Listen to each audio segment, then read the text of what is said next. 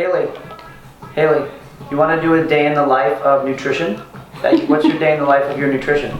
Oh, a lot of puffs, a lot of breast milk. What are you eating there?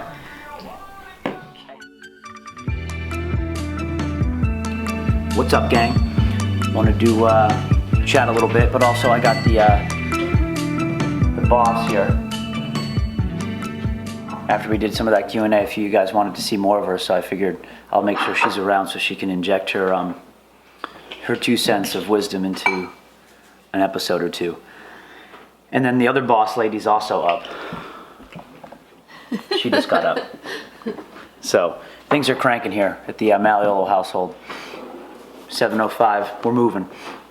But I wanted to chat a little bit about yesterday doing some coaching stuff, working some coaching development, and a few topics that I thought were really valuable to share. And I think a lot of coaches struggle with, specifically newer coaches within the world of how to handle athletes that don't listen, how to handle athletes that are not used to being told what to do.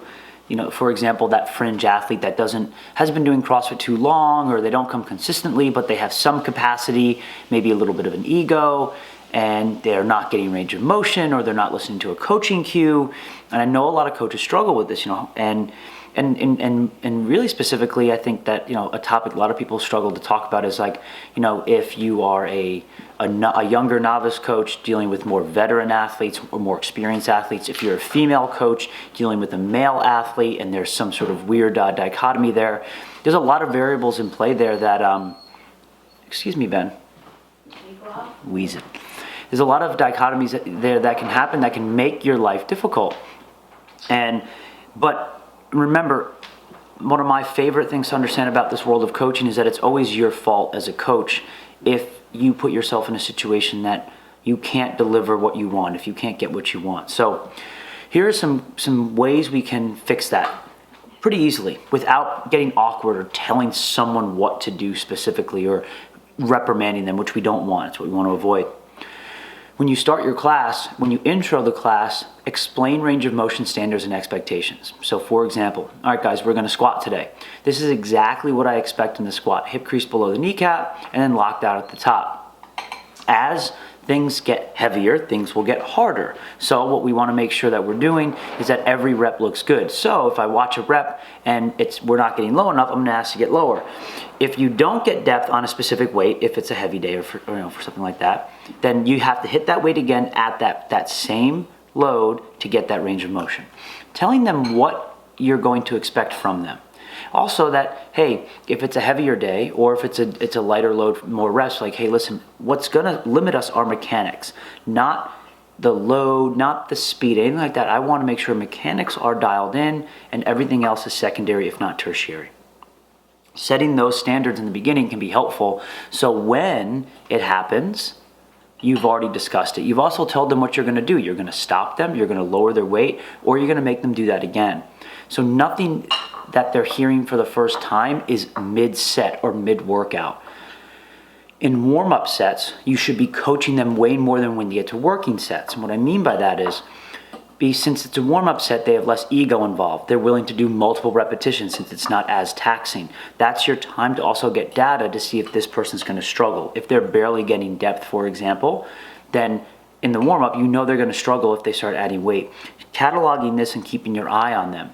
Also be aware of social situations. Who are they lifting with? Are they stronger? Are they weaker? Are they fitter? Whatever it might be, because those will absolutely affect their mindset in what they're going to execute on. So it's addressing the whole class is also important as opposed to singling it out. Like, you don't want to be like, do this, do this, do this, and you don't want to coach the whole time. I was working with a coach yesterday and she brought up a great point of like, I just didn't want to coach this guy all the time and make him feel like I was singling him out. So also if he's a newer member or, you don't want to, he or she a new member, you also don't want to make that individual feel like that they're doing it wrong.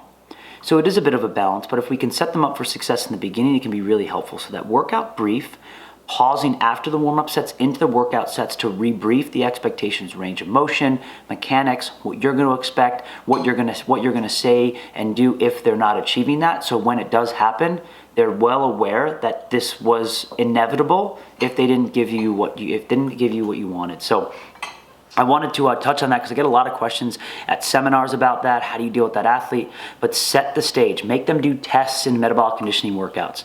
If it's a dumbbell workout or a lighter barbell workout, and say it's going overhead and it's push press, and there's 20 reps per round, then maybe it's like, all right, I need to see 5 strict presses at this weight without any breakdown in the warm-up. If you can't do that, we need to lower the weight.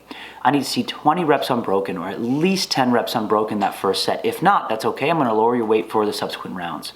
So giving them very objective measurements on what to do can be really helpful, so the ego's not involved and it's just objective. I can do this, I can't do this.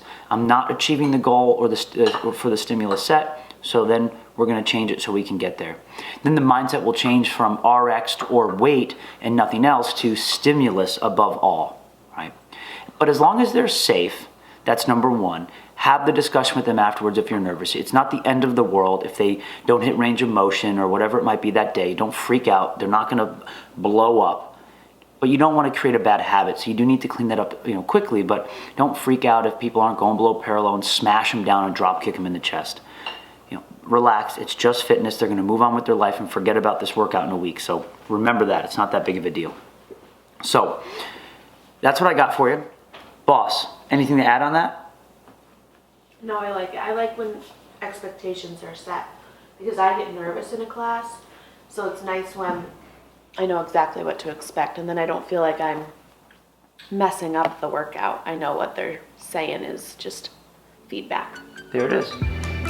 When you set expectations, you set your athletes up for success so they don't get nervous or feel like they're doing something wrong. Love it, from the boss herself. All right, guys, hopefully you find this helpful. Let us know if you have any questions. Shoot them in the comments.